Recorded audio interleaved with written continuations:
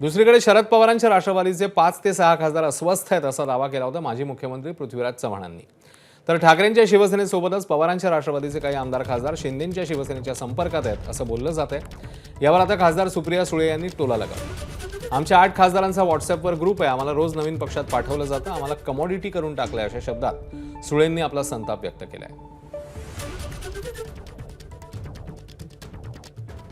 8 खासदारांचा एक ग्रुप आहे, त्याच्यात काल मी एक जोक टाकला शिव, कारण का आम्हाला 8 जणांना रोज वेगळ्या पक्षात पाठवतात, कधी काँग्रेसमध्ये, कधी भाजपमध्ये, कधी सीएनएमध्ये। तर मी काल वगैरे सरांना म्हटलं फक्त मनसेत आपलं नाव लागलं नाही, बाकी सगळे पक्ष झाले। मग आम्ही असा ठरवलं आपापसात की आता इंडिया नको, आता आपण इंटरनॅशनलच करूया।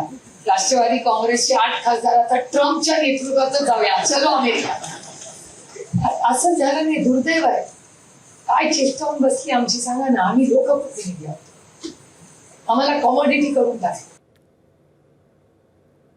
दरम्यान राष्ट्रवादी नेते आणि मंत्री छगन भुजबळ यांनी शरद पवारांचा पक्ष एनडीएत सहभागी होणार असल्याच्या चर्चांवर काय म्हटलंय नेमकं बघूया।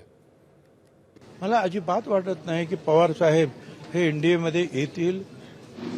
मला किंचित सुद्धा मला वाटत नाही की ते असं होऊ शकेल। एकच आहे की ते ज्या मीटिंगसाठी आले होते सीमा भागातील लढा जो सुरू आहे त्या संदर्भात, तर जवळचं ऑफिस कुठे आहे बसायला की जिथे कार्यकर्ते किंवा आमदार भेटू शकतील, म्हणून ते तिथे बसायला गेल्या, एवढाच त्याचा अर्थ आहे। त्यात चुकीचं काय आहे?